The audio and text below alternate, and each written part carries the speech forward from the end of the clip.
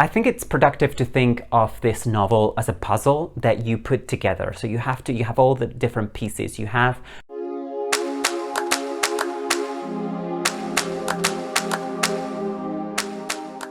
Hey guys, welcome to Bookish Islander. My name is Juan. I hope you're all doing very well.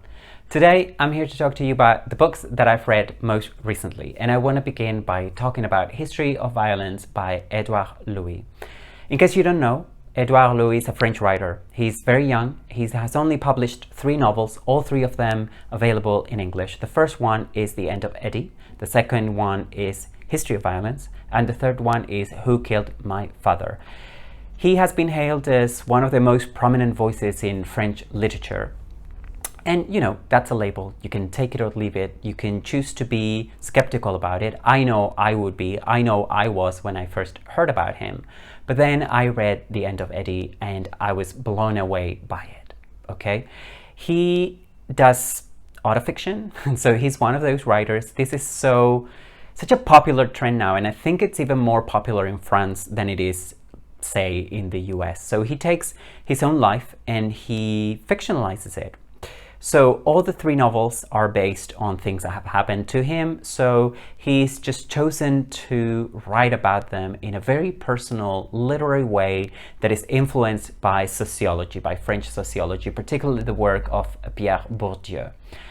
Now, don't be put off by that. If that sounds too self-aggrandizing and too intellectual, well, you couldn't be more wrong, because his novels are accessible and they are rather brilliant, because he chooses his life and he's chosen to write almost chronologically. So the first novel begins with his childhood and his youth in a small town in the north of France, in the region known as Picardy, where, you know, unemployment is huge. Most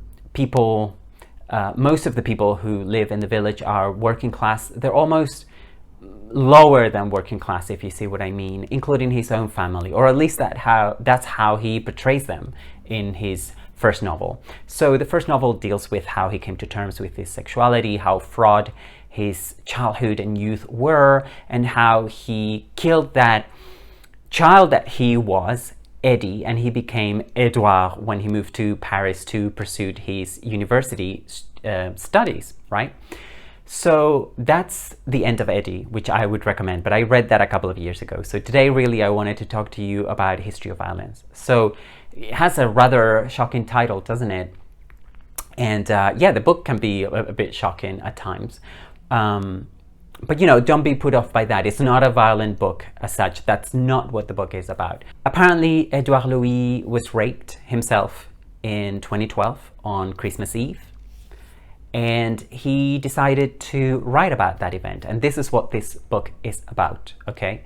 But the way he tells that story is so masterful, so original, so compelling, that I just couldn't help but devour this novel in just 2 sittings. So he begins to tell you his story from his sister's point of view. So Edouard, the character, who's also the writer, eavesdrops on his sister telling her husband what had happened to him, to Edouard, okay? And then there are different voices that don't overlap, but they kind of take turns in the narrative telling this story of what happened. So I think it's productive to think of this novel as a puzzle that you put together. So you have all the different pieces. You have what the sister is telling her husband. You have Edouard's own thoughts about it. You have his confession to the police. You have the reaction from the police, the racist, homophobic reaction of the Parisian police as well. So you have all those pieces and you put everything together. Everything comes together at the end. It's not a confusing book despite its structure.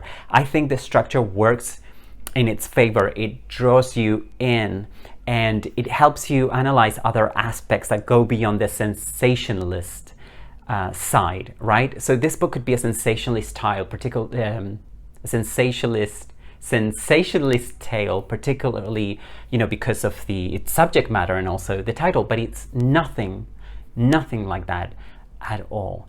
And it denounces racism, homophobia, prejudices of all kinds from different people, but it does so in a non-preachy way, because you can hear how other characters literally take the word away from Edouard. It's his story. It's something that he's gone through. How they reinterpret it, how they express what happened to him. I thought the way in which this book is told is what makes this book so great. So that's my most recent read, and I could not recommend it any more. So it's The History of Violence by Edouard Louis. History of Violence is a short novel, and the next two novels that I want to talk to you about are also quite short. So last year I read some Central European, some German language literature, obviously in translation, and I had a really positive response to all that material. I read very little anyway, just some Thomas Mann and other things, bits and pieces, some Herta Müller as well. And so I decided this year I would go more into German language stuff. Also, I know that there is a readathon that is being hosted by Mel from Mel's Bookland Adventures and Britta Bowler. So I'll put a link to that in the description. But actually my impetus for reading German literature has nothing to do with that. It's just, it works out nicely that they're hosting that readathon. But what I'm doing, I was going to do anyway. So I have a few authors that I want to explore, and one of them is Thomas Bernhard, the late Austrian writer. I've been aware of him for decades at this point. I mean, he died in 1989, so, it's no surprise that I knew about him, and I've known about him for a really long time. But I didn't know where to begin. So I just decided to pick up one novel at random, and I picked out The Loser. I love The Loser. I read it compulsively. I started it, and I read about 20 pages. And then I didn't read it for several weeks. Then I picked it up last weekend, and I devoured it over one day. It was so good, I couldn't stop. It's a hard book. It deals with suicide. It deals with truncated careers, when a career doesn't go the way it should go when it's really promising. It's a deeply humane book. It's also a really hard-hitting criticism of the Austria of the 1980s, which I thought was so refreshing coming from an Austrian author. We live in an age of such nationalism in a lot of parts of the world, that it was refreshing to me to read something from a writer who goes to all kinds of lengths to criticize his own country. Now, I have nothing against Austria. I've never been there. Please don't at me. I just found refreshing that a writer from a place was able to criticize his place of birth and didn't embrace nationalism, regardless of where this was. In this case, it happened to be Austria. And I don't think I've ever seen that in literature. So I found it incredibly refreshing. But that's not why I like this book. I liked it because of how humane it is and how it's written practically in just one long paragraph, which at first I didn't know if that was going to work, and I was quite worried about it. But it actually did work, and I loved it. And so much so that then the following day I picked up one of his other novels, and I picked up Concrete. Concrete is a very different novel from The Loser, although it's written in pretty much the same style. Its main character is trying to write a book about music, and he's been trying to do that for years and years and years. He blames his sister. His sister apparently is very overpowering. They live together. He hates her, and he makes a big deal out of that. He lays it on thick how much he hates his sister and how castrating his sister is. However, in the few days that this book or the narrative takes place, the sister is nowhere to be seen. She's gone away, so he's been left to his own devices. And yet, the creative juices don't flow, and he finds it really hard to continue with his book. So he decides to go to Mallorca. And I'm not going to tell you anything else. And Concrete, Concrete, the title, makes sense only almost at the very end of the book. And it's shocking. and I'm not going to tell you any more about it, but I think I found one of my favorite writers in Thomas Bernhard. I'm really excited to, now that I've dipped my toes into his prose, I'm really excited and I want to read a lot more. I almost want to read everything that he ever wrote. Let's see how long that lasts, and let's see if I'm consistently, if I like all his books consistently. So far, both books were 5-star reads for me, so I recommend them. I don't think they would be for everyone, and I would be particularly interested to hear from people who have read Thomas Bernhard and can recommend books, or maybe people who don't like his prose. I want to know why. What is it that you don't like? Because yeah, I don't think he'd be for everyone, but he definitely is for me. But let's change gears here, because the next book that I want to talk to you about is completely different. Okay, so have you read Kafka's The Metamorphosis? Have you? Even if you haven't, don't worry, keep watching. Even if you haven't, this will make sense to you, because everybody knows what The Metamorphosis by Kafka is about, right? So you have this dude, Gregor Samsa. One day he wakes up, dude's a bug.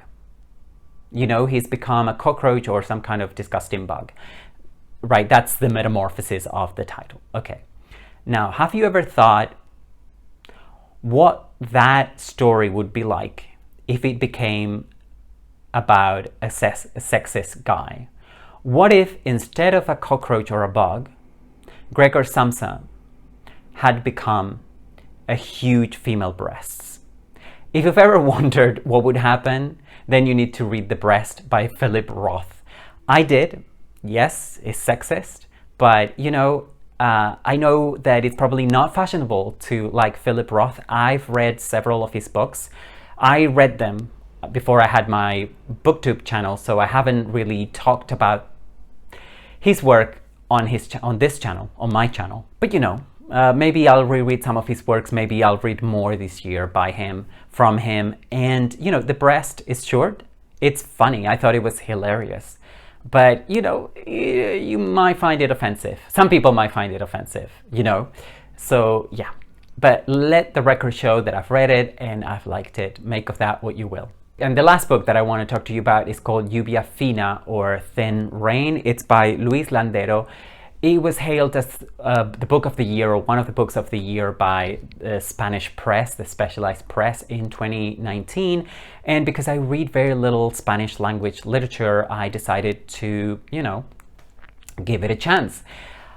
I read it. It's a short novel. I honestly can't see what the big deal about it is. It's told mainly in dialogue, which I'm not crazy about. It's a very small family, kind of working class family, the siblings and their mother and their relationship they have. The relationship is fraud, or the relationships rather are fraud, and there are some secrets or different versions of events. It's family melodrama. It's very short.